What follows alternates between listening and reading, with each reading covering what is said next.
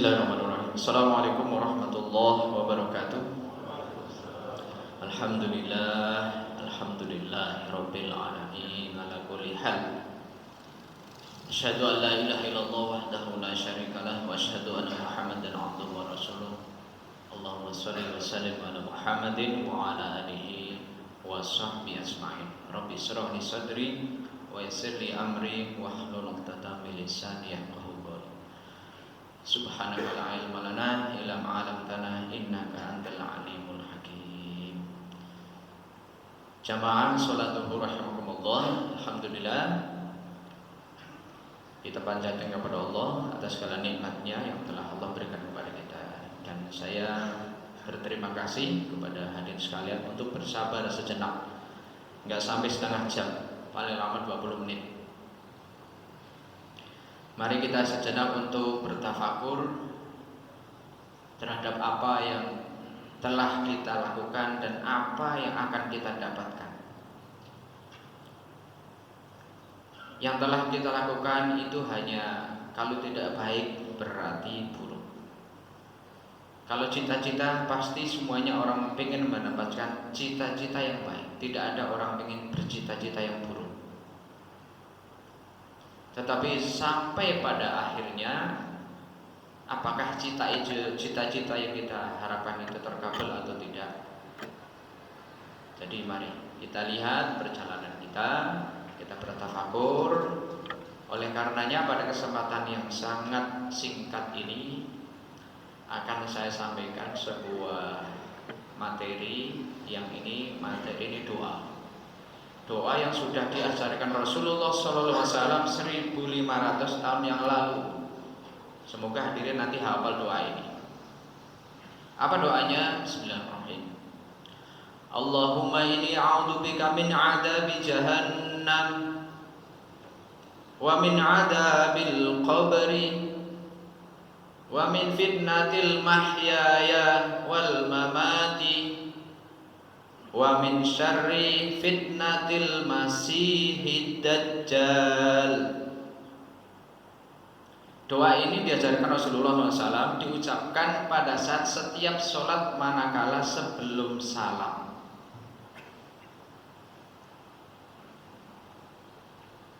Begitu kita doa tahiyatul akhir selesai, ya fil alamina innaka hamidum majid, Rasulullah mengajarkan doa ini. Mari kita lihat. Allahumma inni a'udzubika min adzab. Di sini ada adzab doa. Ya Allah, aku berlindung kepadamu dari adzab. Yang pertama adalah yang diadzab pasti orang yang salah. Yang diadzab pasti orang yang banyak dosa. Yang diadzab pasti orang yang masuk neraka. Allahumma inni a'udzubika min 'adzabi jahannam. Ya Allah, aku berlindung kepadamu dari azabnya neraka jahannam.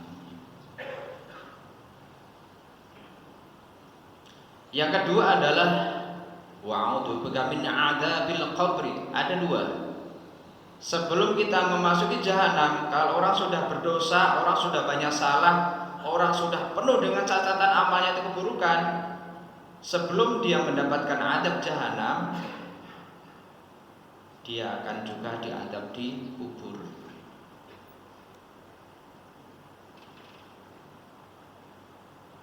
Yang selesainya kapan? Kalau azab kubur selesainya pada saat dia dihisab. Selama di kuburan, selama bertahun-tahun, selama berjuta-juta tahun, bisa juga dia selama itu mendapatkan azab bil qabri. Tapi azab kubur itu selesai kalau sudah dunia ini kiamat. Orang yang dikubur dibangunkan semuanya, malaikat peniup trompet sudah meniup trompetnya, selesai azab kubur. Berikutnya adalah yaumil hisab. Dihisab, dikubur sudah disiksa, masih nunggu hari perhitungan. Begitu hari perhitungan, kalau dia baik, dosanya yang di atap kubur selesai, berarti dia masuk ke jalur sebelah kanan.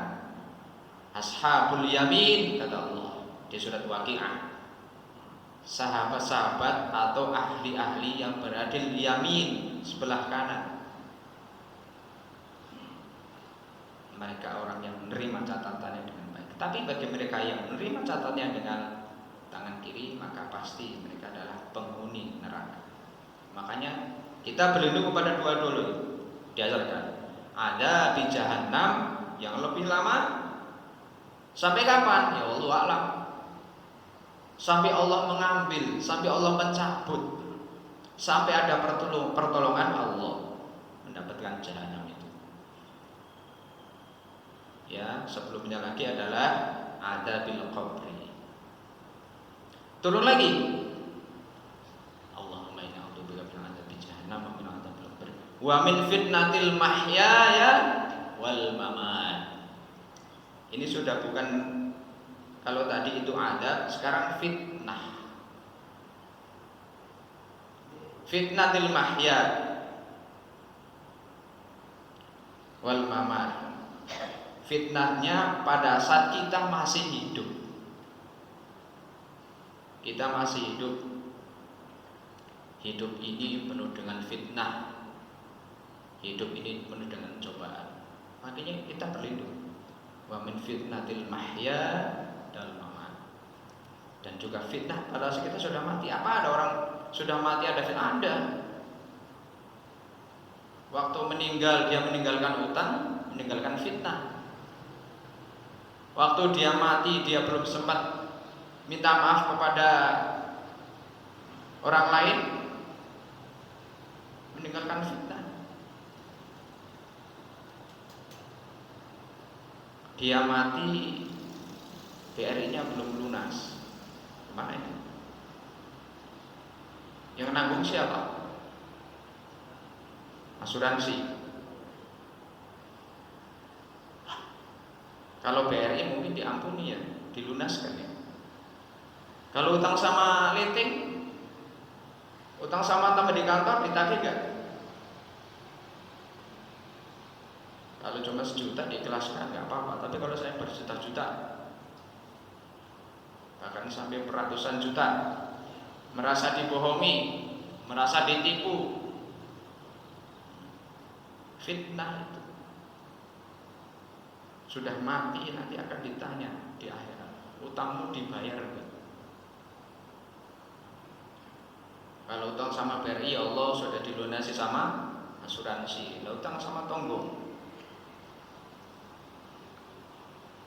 utang sama teman, itu fitnah. Makanya di surat Al-Kahfi Allah berfirman, inna ja'alna ma'alal ardi zinatan linabluwahum ayyuhum ahsanu amala. Ya Allah berfirman, inna ja'alna ma'alal ardi, sesungguhnya aku jadikan apa yang ada di bumi ini, berarti kita masih hidup, zinatan laha, adalah perhiasan. Perhiasan. Hidup ini penuh dengan perhiasan. Linabluwahum, sebagai ujian. Ayyukum, bagi kamu, siapakah di antara kamu yang ahsanu amala, yang terbaik amalnya. Jadi fitnah itu pada saat kita sudah mati pun masih ada fitnah. Apalagi masih hidup. Apalagi kita pernah difitnah. Ya, pernah nggak difitnah saudara-saudara?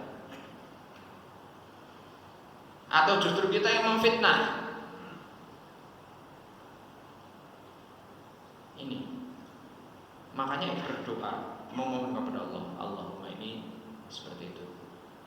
Min fitnatil mahyaya wal mamat. Satu lagi. Jadi ada 3 poin. Tadi adab itu di neraka sama di kubur, fitnah pada saat kita hidup maupun pada saat kita sudah mati. Yang terakhir doanya. Wa a'udzu bika wa min fitnatil mahya wal mamat wa min syarri fitnatil masihi dajjal. Dan berlindung kepada fitnahnya, perbuatan buruknya dajjal. Ma'asyiral muslimin rahimakumullah. Dajjal itu ada yang menerjemahkan, kenapa Masih Isa Al-Masih? Ya, padahal Isa itu nabi, tapi Al-Masih. Tapi Dajjal juga Al-Masih. Masihud Dajjal, Isa Al-Masih. Kalau Isa Al-Masih orang yang bersih, orang yang benar, betul-betul baik. Sama-sama Al-Masih, tapi Dajjal itu orang yang pendusta, orang yang buta, orang yang jahat. Kan ada Al-Masih, jadi betul-betul pendusta, betul-betul jahat. Itu Dajjal namanya. Makanya kita berlindung kepada Dajjal ini. Wa min syarri fitnatil masih dajjal. Dari perbuatan jeleknya, sifat jeleknya, tingkah lakunya, pola-polanya dan cara-caranya dajjal.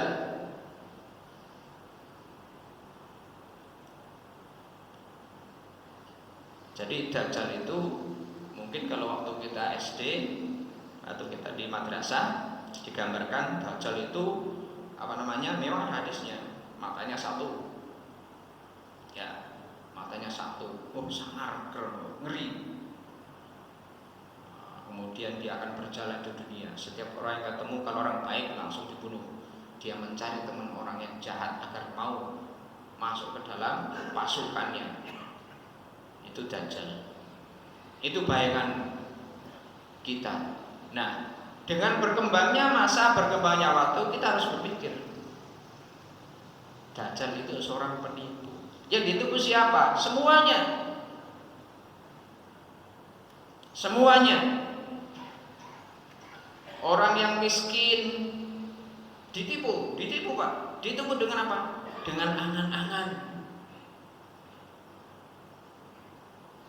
Kapan ya saya bisa kaya?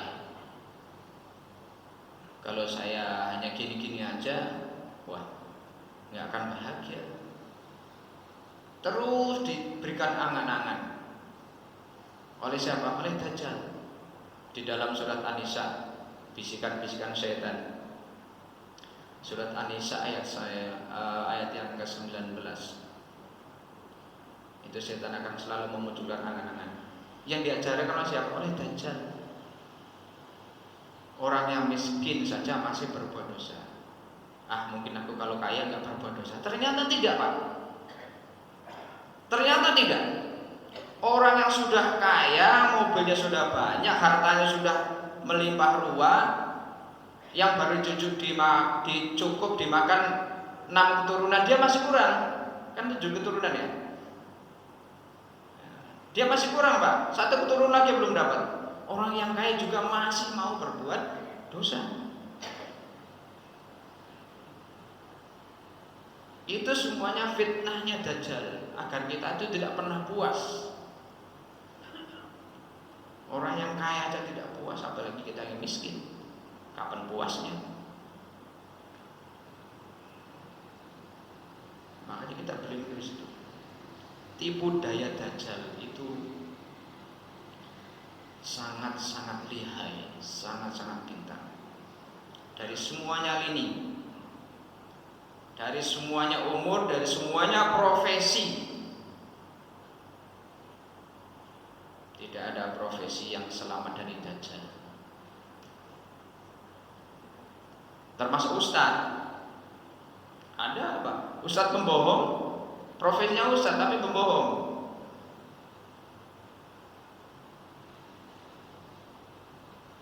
Apalagi beberapa waktu yang lalu di media sosial, ustaz yang punya pesantren, anak buahnya santriwati, santrinya gendai. Itu kan ustaz. Itu ustaz sudah tekan di mana dengan Dajjal. Jadi semuanya profesi ada. Tentara. Tentara, ada nggak tentara? Ada, Pak. Di sini nggak ada, alhamdulillah. Yang di sini coba baik-baik. Jadi mari kita berlindung. Yang diajari oleh Rasulullah itu 1500 tahun lalu, dan supaya kita mengamalkannya. Bagi yang sudah hafal dihafalkan, bagi yang belum hafal cari urutannya. Cukup gampang. Allahumma inni a'udzubika min adzabi jahannam wa min adzabil qabri wa min fitnatil mahyaya wal mamati wa min syarri fitnatil masihi dajjal. Ini kita Dajjal ini kenapa Rasulullah mengajarkan fitnahnya Dajjal paling terakhir? Karena ini akan menjadi tumpuan ke depan. Kalau fitnahnya di dunia ini kita tidak termasuk kepada kelompok pasukannya Dajjal, makanya insya Allah azab kubur selamat. Apalagi sampai jahanam tidak akan masuk. Makanya dari sini dulu kita berlindung kepada fitnahnya Dajjal ini. Yang terakhir, ya Allah, berlindung kepada keburukannya, kejelekannya, kejahatannya yang namanya Dajjal. Sifatnya Dajjal sudah ada dari zaman dulu, Pak. Mari kita hindari. Subhanakallahumma wa bihamdik asyhadu an la ilaha illa anta astaghfiruka wa atubu ilaik. Tidak lebih dari 21 menit. Terima kasih atas waktunya. Mohon maaf. Wassalamualaikum warahmatullahi wabarakatuh.